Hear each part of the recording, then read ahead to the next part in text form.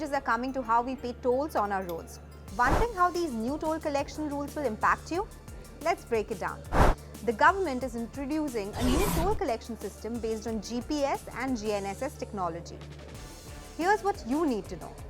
Under the new rules, you will pay tolls based on the distance you travel rather than a flat fee.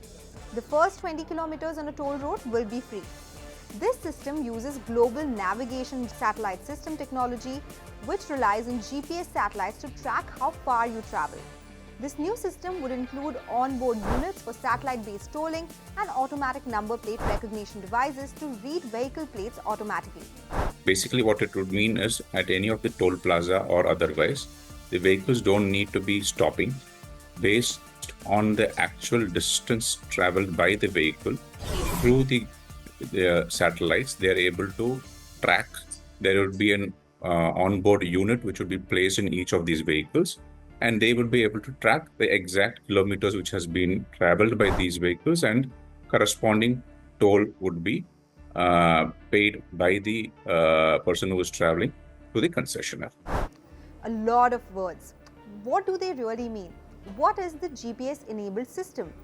It uses satellites and tracking systems in cars to measure distance traveled, and all vehicles need to be equipped with a GPS device which would allow government to track movement of vehicles and determine which toll roads they use. But what is the need to move to this system? How does this benefit anyone? Well, there will be no vehicular stoppage at toll plazas, and hence there will be lesser jams on highways and lesser congestion. Some analysts estimate the wait time to drop by 93% to 47 seconds on an average. Additionally, in case of thefts, cars can be located easily due to the GPS system. But how does this system differ from current FASTag system? Today, what is happening in the FASTag is it is paid from one toll plaza to the second toll plaza, independent of actual distance that you would have traveled. So for theoretical example, if you have traveled, let's say 30 kilometers on a particular stretch, but the distance between toll plazas is 60 kilometers, then you're paying actually for the entire 60 kilometers, which is a rounded and an absolute figure. In this GNSS, you would be paying on a per kilometer. So if you have traveled 30 kilometers, you would pay only for 30 kilometers. That's the basic difference which is happening.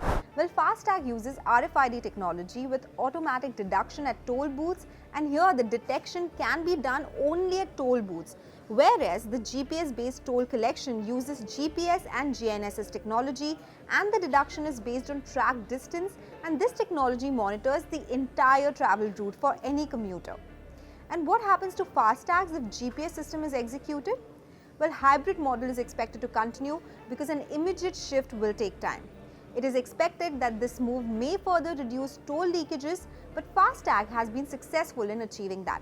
It will be very difficult to think ahead of it, but certainly for the initial few years, it will be a hybrid. And that is what is being envisaged by NHAI as well, or the ministry as well. They're going to start with 2,000 kilometers, and gradually over the next 2-year period, they're going to cover close to 50,000 kilometers. FASTags will coexist along with GNSS at least for the next 2 years, and then depending upon the adoption and all of that, the future course will be decided. But does that mean that you'll have to pay less toll under the new GPS system? Not really. Toll will continue to be at the same levels, but the calculation of distance will be more accurate under the new system, and you will not pay any toll up to 20 kilometers of your travel. Will this impact overall toll collections in this case? Well, Indian toll revenues now stand at 63,000 crore rupees in FY24, which is nearly double that of pre-COVID levels. So higher toll revenues under FASTag indicate lower leakage, and we are awaiting results for data emerging from pilot GPS assets in Karnataka and Haryana. And hence it is too early to assess impact on toll collections overall. But yes, it is good for logistics industry because we still see hold-ups for commercial vehicles on toll booths, which could be solved for now, and this in turn would reduce time and cost for the industry overall. But how can car owners, you and me, avail this facility?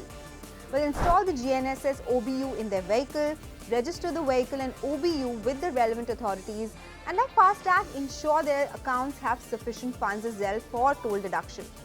But there are still a lot of unanswered questions, from when does this policy become applicable, what will the execution timeline look like, Will it be pan-India or will the government start small? And immediately, is it for all vehicles?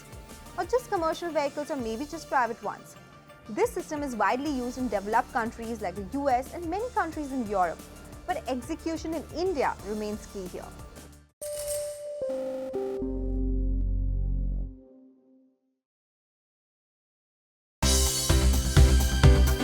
For more news and updates, all you need to do is follow CNBC TV18 on all of our digital platforms.